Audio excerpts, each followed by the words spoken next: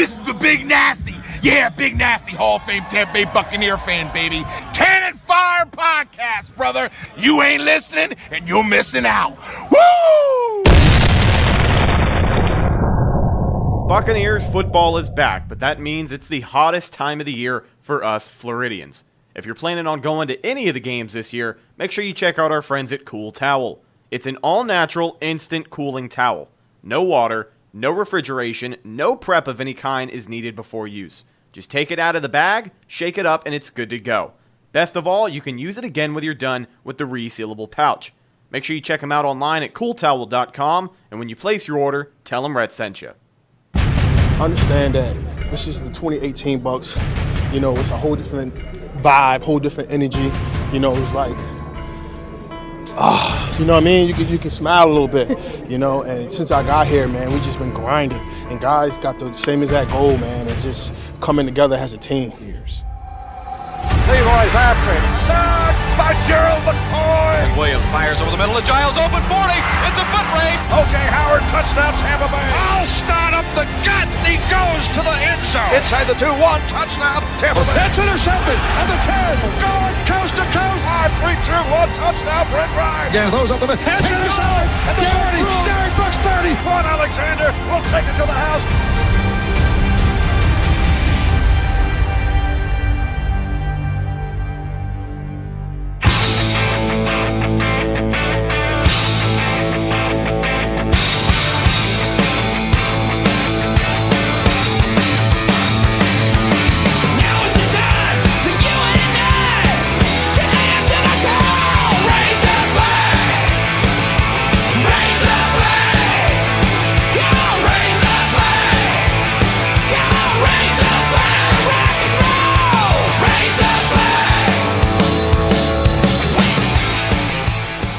In all of my years of watching Tampa Bay Buccaneers football, going to the games, tailgating, covering the team,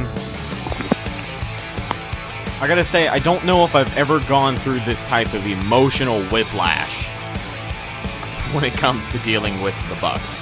Welcome back to a brand new episode of the Cannon Fire Podcast. Back today for episode number 35. Thank you for listening, whether it's on YouTube, iTunes, or Google Play. I am your host, Rhett, joined alongside me, as always, Mr. Bucs Football, Evan. Evan, Bucs are 2-2, and that Chicago game was rough. How you feeling?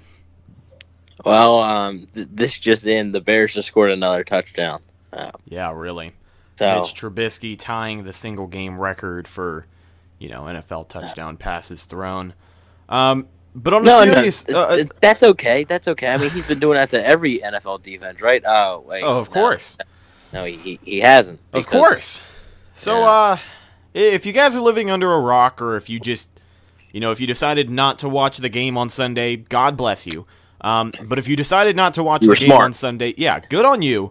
The Buccaneers went out and stunk the joint up in Chicago, 48-10, the final score there.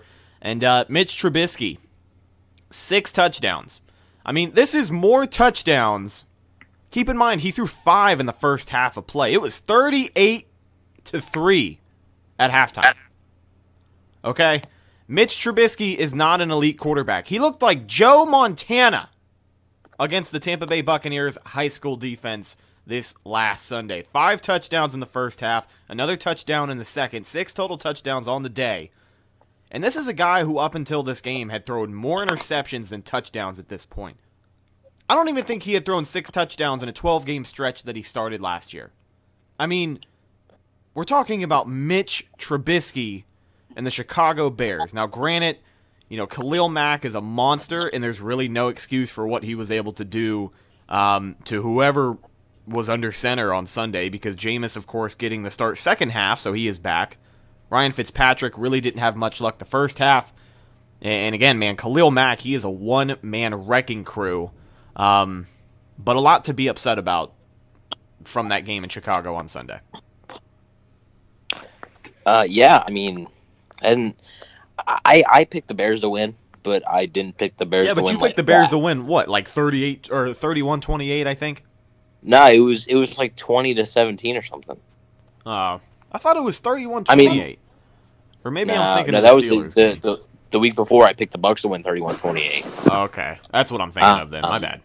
But back to the Trubisky thing. I mean, he started 12 games last year, threw 7 touchdowns and 7 interceptions in 12 games last year, and threw 5 in the first half. This year, before this game, he had thrown 2 touchdowns and 3 interceptions. It's inexcusable. There's no excuse for it. And there's not much you can say because I haven't gone back and looked at the film yet. I really don't want to. Yeah, I don't really want to watch any of this game if I have that much of a choice, man. But yeah, I don't know what is wrong with this defense. And everybody's going to say Mike Smith, and we'll get into this later. But it's more than Mike Smith. He is a big problem. Like I said, we'll get into all that good stuff later. But it's more than him. It's a combination of a lot of different things, and it's just not working out right now.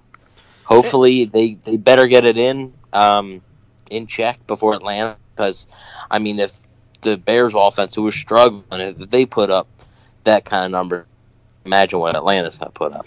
And that's the thing too, something that I had heard mentioned before is just that Buccaneers defense that we saw on Sunday isn't going to beat anyone. It doesn't matter. That was the Chicago Bears, and yeah, as you had mentioned, one of the worst offenses in the league coming into that game. I don't know where they were statistically, but I know they were towards the bottom, and I mean it was within 5 spots of the bottom. I'm fairly sure. Now, this wasn't even them methodically marching down the field either. These weren't long drives where, the defense was able to put up a fight. I mean, Chicago would get the ball. They would score within 2 minutes, and then the Buccaneers would hang on to the football for about a minute, go 3 and out, and then just give it back. And it's, I don't know. Like you had said, there's so much that needs to be fixed. And, last thing, I don't know about last thing I'll say here, but I had mentioned to you before the show, the Buccaneers are 2-2 right now. 2 wins, 2 losses, heading into the bye week. I don't think this bye week could have come at any better of a time. But Bucs are 2-2 headed into the bye week. You've got the franchise quarterback, Jameis Winston, back under center. You would think that everybody would be really, really excited to watch the Bucs come out of the bye week fresh and ready to go and go up against division rival Atlanta. But it's not that feeling. If you would have told me at the beginning of the season Bucs were 2-2 headed into the bye week, I would have been like, all right, awesome, I can deal with that. But the way that this is going, and what I had told you before the beginning of the show is that you look at the Buccaneers at 2-2, and then you look at a team like the Patriots at 2-2. Patriot fans don't have to worry about who their quarterback's going to be, if he's going to be good. They don't have to worry if they're going to lose all of the games for the rest of this year. Because, obviously it's a different mentality, it's a different culture. We're talking about 5-time Super Bowl champion New England Patriots, but it's just, I don't know, man. Like, they're 2-2 over there, and they know everything's going to be okay. People are 2-2 down here and calling for coaches to be fired, people to be let go, things to be changed around, a drastic change of direction. Now, we did hear from Coach Cutter today, firing Mike Smith is really not an option at this point in the season. He pretty much summed that up. So, I guess the question then becomes, man, like, what do we do at this point? Because, obviously heading into the bye week, you can say, all right, let's get our guys, let's get some good practices in. Let's let Jameis gel with the offensive unit. Let's let him get used to, working with these guys and getting used to the weapons that he has on offense now, on top of the ones that he already had before. There's a lot of good places that this can go, But you really just can't ignore the fact that, like, there's a lot that needs to be fixed. Well, I mean, I don't even know where to start. It's, like, if we're going to beat Atlanta, we're going to have to score 65 points. That's just how it's going to work.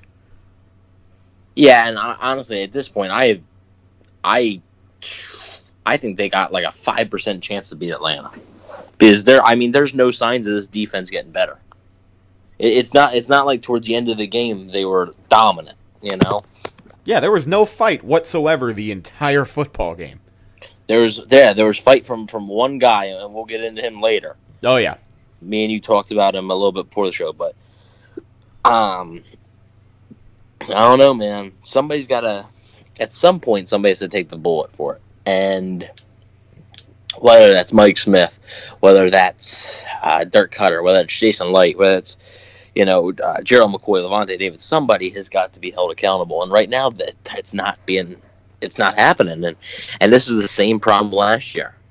But this defense is regressing year after year after year. Each year, the numbers are going up, which isn't good for a defense. You don't want numbers up, and just not good. Lovie Smith's final year, I believe it was a tweet from Jenna Lane. Lovie Smith went 6-10 and got fired, and one of the big reasons that he was fired was because, now remember, I mean, the Buccaneers had a pretty good offense then, right? The Buccaneers had Doug Martin, who was a 1,000 rusher that year, Charles Sims, who was 1,000 yards overall, rushing and receiving, Jameis Winston, who was a rookie. They still had Mike Evans, who had a down year that year even. That was like the first year that Cameron Brate really came out. And the problem was that Lovie Smith got fired, and his defense was nowhere near this bad. Okay? Here's the tweet from Jenna Lane. It says, "This Bucs defense is getting shredded. Lovie Smith's last year in Tampa, they were giving up 340.4 yards per game. That was with one defensive draft pick, Quan Alexander. Remember, Lovie Smith had 2 drafts here in Tampa. He only picked one defensive player. That was Quan Alexander. So that was not homegrown talent. It was a bunch of free agents or whatever, just like not a lot of talent on that team.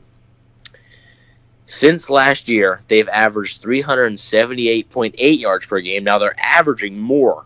And this year, they're averaging 433.3. How can that happen? And it's not like Jason Light hasn't tried to fix the defense. I mean, man, he picked Justin Evans in the second round last year, right? Picked Justin Evans, paid big money to Chris Baker. Obviously, that didn't work out, but Justin Evans seems to be working out. Traded for this offseason, it was even more focused on the defense, He trades for Jason Pierre-Paul. He signs Vinny Curry, signs Bo Allen, signs Mitchell Ryan, drafts Vita Vea. And we'll get into Vita Vea and another player, which you actually texted me the question, and I said I need a little time. So let me throw you a stat line, and then I'm going to ask you that heavy question that you knew was coming, and I hope you have an answer, because if you don't, it's going to get really awkward really quickly. But here's a stat. So this is from Greg Allman on Twitter. I'm sure you guys have seen this floating around just about everywhere. I don't know anyone who hasn't posted it. But just to give you a little refresher, in Mike Smith's 36 games as a Bucs defensive coordinator, Tampa Bay has given up 400-plus yards 19 times, the most in the NFL in that span. 4 wins, 15 losses in those games. Mike Smith has given up 30-plus points 13 times, second only to the 49ers, and he is 1-12 in those games.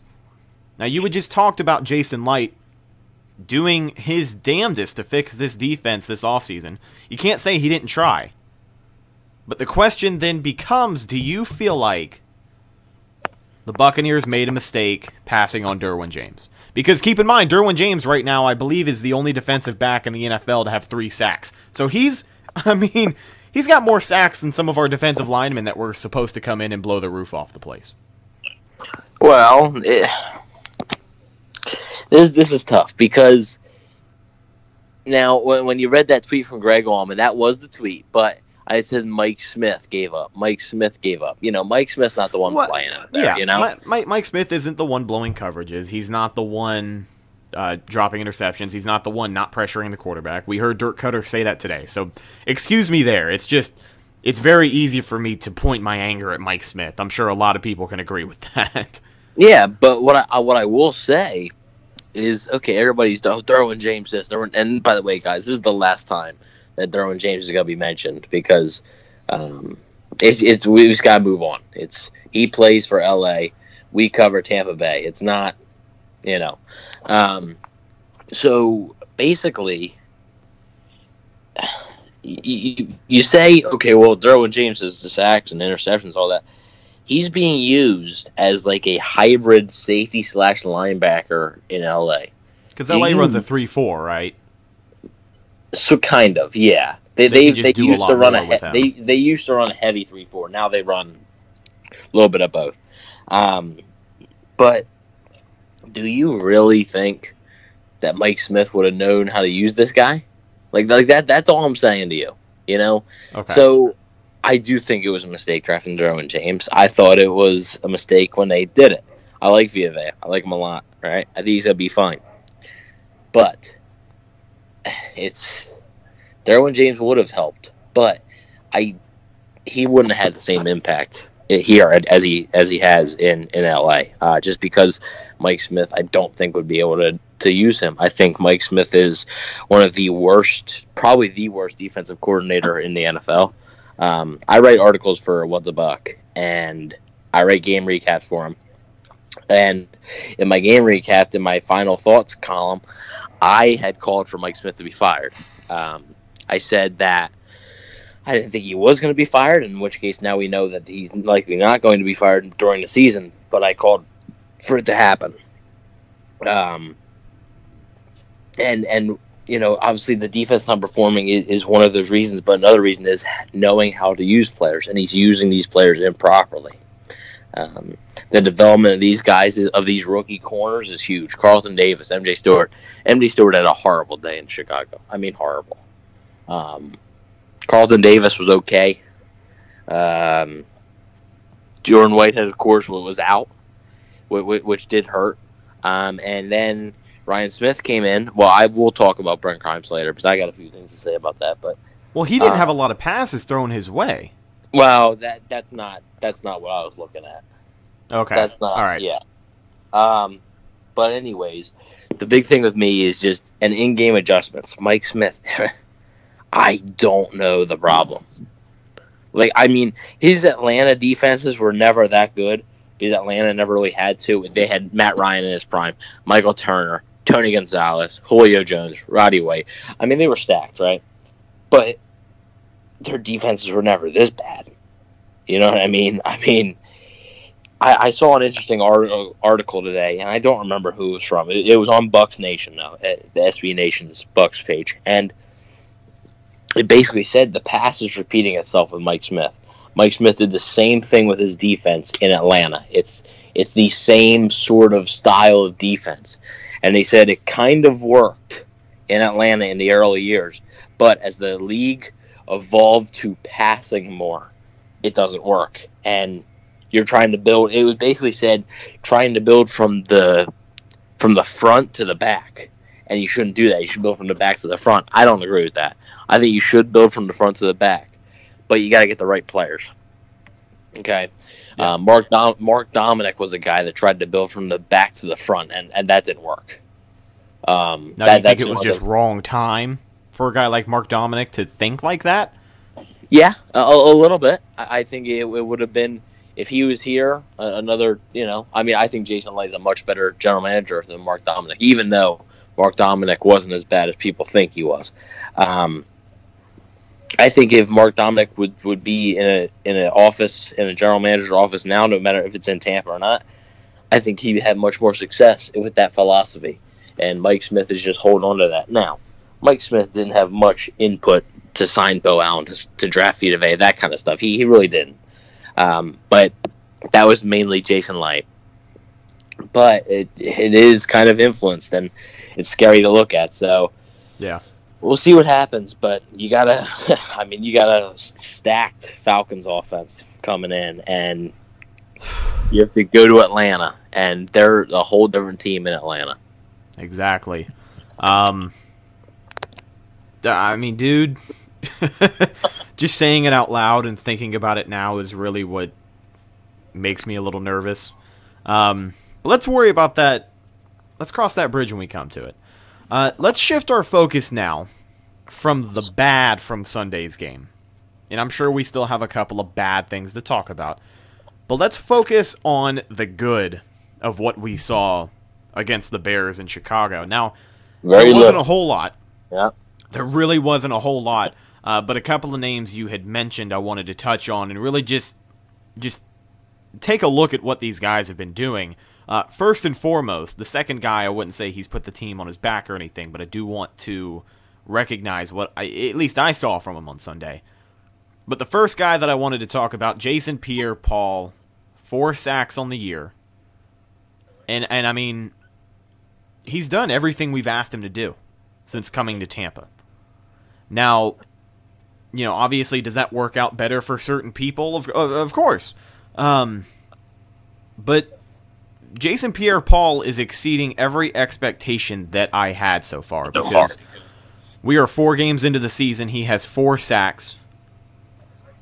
I really had only expected him to get maybe 7 or 8 this year, and obviously things can change and he can finish the year with 7 or 8 or whatever happens. Or he can finish it with 4. Or he could finish. Shh. You know, things can end up happening. Things can change. But right now, he is on pace. I mean, no doubt he's probably on pace to be the Bucs sack leader this year. Mm-hmm. But the way that he just gets himself into the backfield, play after play after play. I mean, people were worried about this guy and the age that he is because obviously he's been around for a little while. But I think this is the best version of JPP we could have asked for so far. Yeah, and I mean, kudos to Jason Light for that. That this might go down. Now, it really doesn't matter if you don't win, which is a shame, but this might go down as one of his best moves that he's done. Just because if Jason Pierre-Paul continues to play at the level that he has, just no quit in him. Just a ferocious player, you know. And honestly, I'm going to be honest with you. When he was first traded here, I didn't think he really liked the idea of being traded here. I don't think he was really invested in it. Oh, he's back home, man. As soon as the pads come on, that's all out the window. Yeah. And it's good to see, but they need more. Exactly. Now, not from him necessarily. I'm saying Gerald McCoy, you know, where he at? Vinny Curry, where he at? Specifically Gerald McCoy. Because, I mean, Vinny Curry, yeah, but Vinny Curry's not really known as a pass rusher. Gerald McCoy's not really known as a pass rusher, but Gerald McCoy is known as one of a top 3 defensive tackle in the NFL. Come on, dude. Yeah. And going back to JPP, one of the things that I just also really want to recognize that we've seen from him is the fact that he has taken a bit of a vocal role. Now, on that defensive line, you've got guys like Gerald McCoy. Obviously, I'm sure all of the other linemen look up to him and really just look to him, not only to come up big in certain situations, being the caliber player that he is, but just as a vocal leader. And we had seen Jason Pierre-Paul Sunday against the Bears. I think it was maybe end of the first quarter, second quarter, but I do know that it was a 2-possession ball game at this point. I mean, he had all of the players on that defensive line. I'm pretty sure he had the linebackers in there as well, standing around him in a circle. And I mean, he was just tearing into everybody. I don't know what he was saying. There was no mic on him. But he was trying to get a point across. And just the fact that to do that on the sidelines and do what you can to try and fire up everybody around you, you know, it's... I don't want to say it's a weird turn of the cards because, you know, a lot of people had a problem with a guy like Jameis doing the exact same thing, which we didn't see a whole lot of on Sunday. But just to have a vocal role is essential. Well, how much can you see when you're down 38-3 at halftime? That's true. You know, it would almost seem it would almost seem like it was coming off the wrong way if losing 38-3, Jameis goes out there and is rallying everybody up and things like that. But everything that I've heard today, and I heard it on the radio twice today, 2 separate radio programs, you know what they said? They said that Jameis Winston, quote, and I'm being dead serious here, this is a quote, to me, Jameis Winston, quote, looked like a whiny bitch who was upset because he didn't get to start in the game. How is that going to boost team morale? End quote. I don't know where this narrative comes from that Jameis had to do what he needed to do on the sideline to help us. You know, Bucs were losing 38-3 at halftime. I don't see how that's his fault, and I don't see how anything he can do on the sidelines is going to make anybody feel any better about that, especially in a game that he did not play in until the second half. Let's just go ahead and squish that narrative really quick, because that was probably one of the dumbest things I've heard this season so far. But, anyways, back to the initial point. Jason Pierre-Paul, guy's doing a hell of a job. So glad to have him as a Buck, and I hope he continues to do well throughout the rest of this season. Now, the other player that I wanted to highlight, we didn't really see any. We didn't see any highlight reel plays from him. But the fact that in his first NFL live action game, Vita Vea was able to just show off some strength is really what I want to highlight most. I had texted you, he looks like a good bull rush guy. He had a couple of plays where, I mean, he stood his blocker up and walked him back a couple of feet. And there were other plays where he busted his ass to get past double coverage and, you know, was about an arm's length away from doing so. And then there was another play in particular. I don't remember who had the big play. It was a big play for the Bears. But Vita Vea had his blocker and just threw him on the ground. Like, do you know what play I'm talking about? No, I really don't. No, it was a big play for the Bears. Oh, great. Well, yeah. So I'm sure watching don't. film later, you might get a look at it. But I mean, there is no sugarcoating this. Like, I am not over exaggerating. He literally took his blocker and just threw him on the ground. And I mean, it was violent, dude.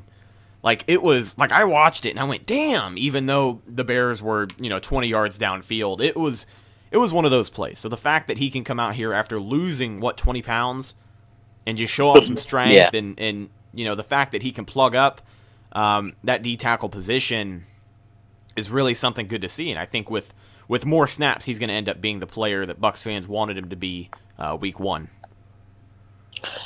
You gotta hope so. I mean, it sucks, but Vita Vea's got a raw deal, man, because all these people are looking at what Derwin James is doing, and they're feeling pretty salty right now. So, I mean, it is unfair. It is unfair to Vita Vea, but it is what it is, man. Yeah. But Vita Vea and Jason Pierre-Paul, Vita Vea, of course, hoping he can do some bigger things as he gets more snaps, and Jason Pierre-Paul just playing his ass off out there. So hats off to those guys from the game on Sunday. Now let's shift our focus over to the franchise, someone I had just mentioned a couple of minutes ago, Jameis Winston. So he's back. Dirk Cutter said he's going to be the starter for Week 6 against the Falcons today, which is good news for me because, I don't know, man, I feel like we needed Jameis back at some point, and, if second half of the Bears game when you're down by 38 points is the way to do it, then I've got no problem with that. But Jameis is back, and looking at his stat line for the Bears against Sunday, I believe he threw for, was it 142 or 124 on yardage? Fitzpatrick or Jameis? Jameis. I think it was one... I think it was close to 140. I'm going to check that right now. Okay, well, 100-plus yards. So Jameis came back, threw for 100-plus yards, a touchdown to Cam Brate, and 2 interceptions. Now, obviously, from face value... Yeah, it was 145 yards, 16 of 20, 145 yards, 1 touchdown, 2 interceptions. Okay, 16 for 20 against the NFL's number 1 defense right now isn't too shabby in itself, especially when you're coming back from missing the entire season up to this point. We had talked in the last show that Jameis has kept himself fresh, working out with former Bucs players and just former players and pretty much running his own minicamp. So he was feeling fresh, but he hadn't seen that live game action with guys like Khalil Mack getting in his face as we had seen. But looking at the stat sheet for Jameis Winston, 150 yards, a touchdown, and 2 interceptions. You can look at the 2 interceptions and say, oh, well, Jameis is back. Well, let's clarify one thing. The first interception, I believe it was after a good stretch of completions as well. The first interception, Khalil Mack got his paw on it, ball bobbled up into the air, and a player who wasn't a Buccaneer came down with it. Mm-hmm. So, hard to blame that one on him. The second interception, there really is no excuse for. I mean, it was just, he threw it right to him. So there is no defending that second interception on my end. But what we saw from Jameis, and something that I think all of us should keep in mind, is that if Jameis had been placed in a position to win, or to score, or to potentially put the Bucs back into the game, and he put up those numbers, then of course we'd be talking about the bad day that he had in his return. You know, it's very easy that fingers can be pointed at him, yada, yada, yada, all the same stuff that you guys have heard before. But you and I, Evan, and everyone listening, everyone knows that Jameis was not placed in a position to win. The Bucs were down 35-plus points heading into the second half. So at this point of the game, morale isn't great. Guys are tired, they're worn out, they've been beat up all game. It was a shitty game, bar none. I mean, there isn't anything else you can say about that. So the fact that he was able to go out there and seeing him connect with Cam Brate for the touchdown was pretty cool. You know, Cam Brate, he did, I think he had the wind knocked out of him. So it took him a second to get up, so that freaked me out a little bit. But just seeing Jameis Winston connect with Cam Brate, we had mentioned a couple of episodes ago, you know, where's Cam Brate? And you said, well, when Jameis comes back, get ready to see Cam Brate. And that's exactly what we saw. Yep. So that gave me hope, and that made me feel good. But overall, I don't know. I just don't think Jameis had a very bad day at all. How are you feeling about the franchise coming back? I didn't think he had a bad day. A few throws I wish he, I'm sure he wish he could have back, but he was under duress immediately. It felt like as soon as he came in, it didn't matter because he didn't have time. And I mean that on a Khalil Mack hit and ball just pops in the air. I'm very rare. 70, probably 80% of the time, a defensive player is going to come down with that, right? Very rarely is a offensive player going to be able to come down with that, and it sucks. It really does. But I mean, it is what it is. That happens. The offensive line didn't play particularly well for the second straight week, which is disappointing. And the second one, I think it was just him trying to force something, which me didn't really do. But I don't know what many people. But the touchdown was nice to see. It was a decent ball, good catch, but way to hold on. Like you said, he did get the wind knocked out of him. But I mean, he's only going to get better. He missed DeSean Jackson on an out route. They're going to work on more timing because, you got to think. Winston practiced 2 practices this week, right? Last week, I should say. So, he hasn't played with these guys for 4 weeks, and his chemistry with DeSean Jackson, while it's getting better, it's still not there. So, You saw him connect with. Who'd you see him? Okay. I saw him connect with Adam Humphries immediately. It's 3 plays in a row. It was all guys that were here his rookie year. It's Adam Humphries, Mike Evans, and Cameron Brate. That's who got the ball the most. He needs to work on getting it to Chris Godwin, getting it to DeSean Jackson, getting it to O.J. Howard, which, once Howard comes back, if you guys don't know, Howard was diagnosed with a sprained MCL. He left the game about second quarter, I believe, or so. Yeah, in Chicago.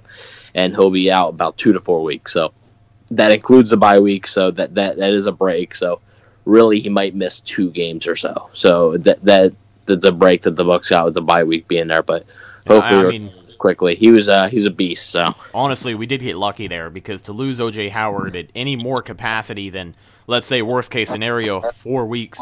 You're talking maybe 2 games. You lose him any more at that point, I think that really could have hurt this offense heading forward because he's poised to come back and he's poised to pick up right where he left off and probably finish, I would say, a top 5 tight end. Yeah, I mean, if everything goes well, but I want to talk about the future schedule here in a little bit, but before we wrap up. But back to Winston, he's only going to get better with time because I mean, experience. I know he's technically a veteran, but there is some rust there. Even Cutter said, that was a horrible situation that they put him in. He played okay for the situation that he was put in. So I would expect maybe a slow start in Atlanta, just like Scott Reynolds had said in his 2-point conversion at pewterreport.com. Go check them guys out. Proud sponsor of the page. But it's really, I expect a slow start. And that's what Reynolds had said. He said James Winston's going to start in Atlanta, which Dirk Cutter announced today. But he said it's going to be a slower start. And I could see that because there's still some rust. There is. It's not just going to, you only get 2 practices during the week, And, okay, during the bye week, you might get, you don't really practice much during the bye week. That's like a time to rest and watch film, really. So practice, that doesn't really exist during the bye week. You're going to get practice next week, 2 days, Wednesday and Thursday with a walkthrough on Friday, then you travel to Atlanta on Saturday. He's still going to be rusty. It may take him a quarter. It may take him a half. Hopefully the Bucs defense can last enough because, this Bucs offense is talent. We all know that. But hopefully this Bucs defense can last long enough, can hang long enough with the Falcons to give them a chance to win. Yeah. Because, honestly, if the defense continues to play like this, I said it on Twitter earlier today. I think the Bucs win 2, maybe 3 more games, and that's just because I think the offense is just really good. So I think there's going to be times when the Buccaneers are going to be able to outscore their opponent. And what just bothers me the most, and what sucks the most about this situation, is that 2 weeks ago when the Bucs were 2-0, we were talking about them potentially going 3-0, potentially going 4-0. Now we know that this league is week by week. But I opened the show and said, I don't think I've ever had emotional whiplash like this with the Tampa Bay Buccaneers. I can't remember a time recently where we had everyone behind us. Literally, I saw a tweet around like 6 o'clock last night. It said, this time last week, the Buccaneers were 2-0, and we were all giddy about it or whatever, something like that. Yeah, and they're like, what? How quickly things have changed. And now people are calling, people on Twitter, Facebook, Instagram, fans are calling final records. They're saying, all right, well, let's look ahead to the draft. We're going to have pick number 6, and we're going to pick up this guy here, and he's going to help out here. And just the fact that people have already moved their focus onto the postseason. We say, or at least I say every year, right before the last Bucs game, take it in, because this is the last time you're going to get to watch your team for 8 months. We waited 8 months, and 1 month into the football season, everybody's like, all right, we're done. That's it. We're done. And you can look back at that 5-game stretch from a couple of years ago. Which was a fluke. Which I'll agree with you. I was going to say that. I said that. I said that in my article. Yeah, I said that in my article actually. So I read it. I read it last night. Actually, it wasn't too shabby. Good stuff there, bud. Thank you. But you can look back at this 5-game stretch, and I believe the game before that 5-game stretch had started. I don't remember who we played, but I remember it was another ugly game. Was it not? Who did? The Oakland. It was Oakland when they lost in overtime, and then it was Atlanta, the Thursday night game. It was the Thursday night game in Tampa, and the Bucs were doing okay. You were at that game, right? Yeah, I was at that game. Okay. So you of all people would remember then. That was the Mike Evans one-handed catch game. Yeah. You can look back at that and look at how the Buccaneers played against the Falcons on Thursday night, but even then there was more fight than there was against the Bears on Sunday. They only gave up 43 in that game. They gave up 48 in this game. I'm getting off track here. you can look back at that track record and say, yeah, it's a week-by-week game. The Bucs can bounce back, and at this point, they very well could. They could prove all of us wrong, and we could all look ridiculous. They could go out after this bye week and win 6 in a row for all we know. But it's just, what I'm trying to say here is that things look bad right now. There's things that need to be fixed, and I'm sure there's going to be things that will be addressed over the next 2 weeks. Okay? We have to think about that. This is, Coach Cutter said it today during his presser, this is pretty much a self-analysis period for the team. They basically break everything down. It's like a big film session that lasts 2 weeks long is basically what I'm trying to say there. And honestly, during the year, like during the season, a lot of it's film. Like you don't get that's why you get so many training camp practices. You don't get a lot of time to practice. You have an hour and a half. You have literally an hour and a half or 2 hours 2 times a week. So that's about 4 hours or so you get to practice. But you're spending 6, 7, 8, 9, 10 hours a week in the film room. Just getting better, learning. Learning from mistakes is what this team needs to do. And at this point, guys, we're headed into the bye week. Bucs are 2-2. I think I predicted them to go 2-2 at this point. Obviously not in the fashion that we had seen today. Mm-hmm. Yep. I predicted them to start 0-2, but then beat the Steelers and Bears. So it's been opposite day. So, so Bucs are 2-2 heading into the bye. The only thing we can do now as Buccaneer football fans is trust the process. Oh, I'm watching the Sixers game right now. They're playing the Magic, right? Yeah. All we can do right now is trust the process, hope it gets better, and just believe in everything that we have at our disposal right now. That's all you can do. Joel Embiid should trademark that. Should find you right now. So, dude, it would get some notoriety for the show. He would blow up if he sued me right now. But it's been a good show. Can you imagine that headline? Joel Embiid sues small Buccaneers podcast. Dude, it's like the Bucs too. Like, what the hell is he doing watching a Bucs football podcast? But it's been a good show, guys. I guess we'll talk about it here and now. Are we doing anything for the bye week? Because I was thinking we'd have the week off, have a little vacation. Yeah, I mean, we might go live on Instagram once, maybe. I don't know. We'll see. We'll figure something out. But as for right now, there are no plans to record a show coming up for the bye week. So no episode next week, but keep an eye out on the social media. We might go live eventually. Probably. Well, there'll probably be one before the Atlanta game. We're not going to... There will be one, just not like this week. So Monday, you got this podcast going out Monday night. Then you got this week, and we might hit you maybe midweek next week, like Wednesday or Thursday or something. We'll see what happens. But, ladies and gentlemen, that's just about going to do it for this episode of the Cannon Fire Podcast. Thank you so much for listening, whether it's on YouTube, iTunes, or Google Play Music. You can follow the show on Instagram at Cannon Fire Podcast. You can follow us on Twitter at Cannon Fire Pod. And if you're watching on YouTube, remember to subscribe. You can follow my co-host Evan at Bucs Wave on Instagram, Bucs Football on everything else. Check out our partners at pewterreport.com for some of the best Bucs coverage in the game. And last but not least, check out our sponsors at cooltowel.com. Remember, guys, the Eagles suck and the Bucs do not. I am Rhett, signing off for Evan, and we'll see you next time. Go Bucs!